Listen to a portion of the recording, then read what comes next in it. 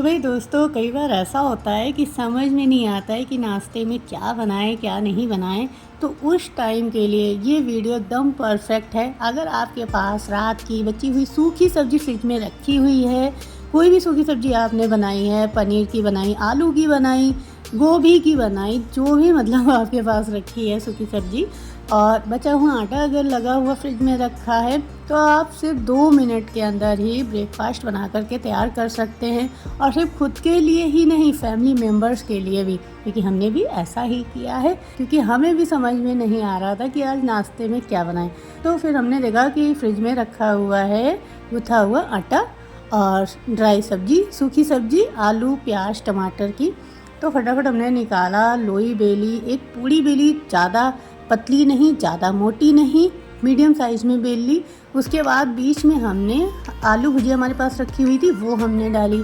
फिर उसके ऊपर हमने सब्ज़ी को हल्का सा मैश कर लिया, उसको भी रख दिया।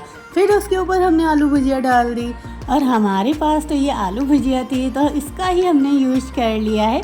अगर आपके पास कोई और नमकीन रखी हुई, कोई भी आपकी फेवरेट नमकीन, तो आप उसका भी यहाँ पे यूज कर सकते हैं। बस मूंगफली के दाने वाली ऐसी कोई नमकीन यूज मत करिएगा, क्योंकि ये जो हम कचौड़ी बना रहे हैं ना, इंस्टेंट कचौड़ी, जिसमें हमें कोई तैयारी नहीं करनी पड़ी, तो वो दाने वाली कोई चीज़ आप रखेंगे तो ये फट सकती है। तो इसलिए आप जो भी रखें, इस तरह से भुजिया टाइप की नमकीन रख दीजिए। और देखिए, पानी हमने किनारियों पर अच्छे से लगा दिया है, जिससे कि ये खुले ना, फटे ना। और दूसरी वाली जो पूड़ी हमने बेली थी, वो इसके ऊपर रख दी है और अच्छे से किनारियाँ दबा दी। बीच में हमने हाथ से हल्का सा, आपने देखा होगा, प्रेस किया है, इसलिए कि इसमें एयर ना भरे। एयर भरेगी तो फूट जाएगी।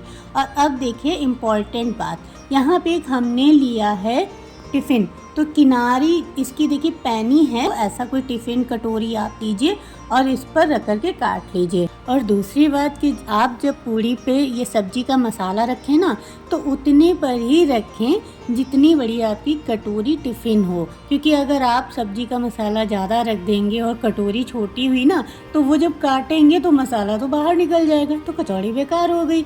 और अगर आपने मसाला थोड़ी पर रखा और आपने बहुत बड़े साइज़ की कटोरी टिफ़िन ले लिया, तो आपकी किनारियाँ ना एकदम खाली हो जाएंगी, मसाला थोड़ी सी जगह में ही रह जाएगा।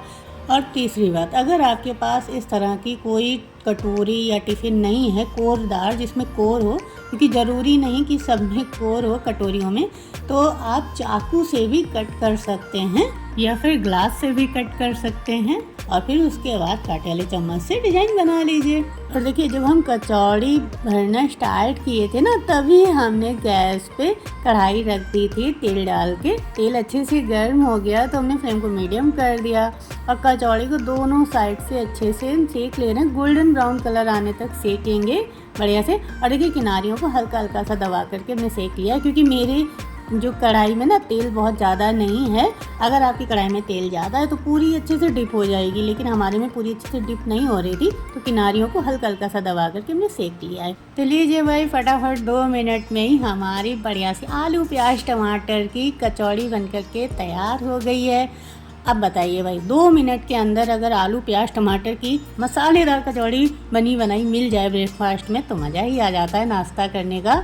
और आपको दिखाते हैं भी, कचौड़ी देखिए कितनी बढ़िया अंदर तक भरी हुई है ना, एकदम डबाडब। और लास्ट में देखिए, हमने कचौड़ी को ना मेयोनीज से सजा दिया है। आप चाहें तो यहाँ पर शेजवान चटनी, टोमेटो सॉस या चिली सॉस या फिर होममेड चटनी के साथ इसे सर्व कर सकते हैं।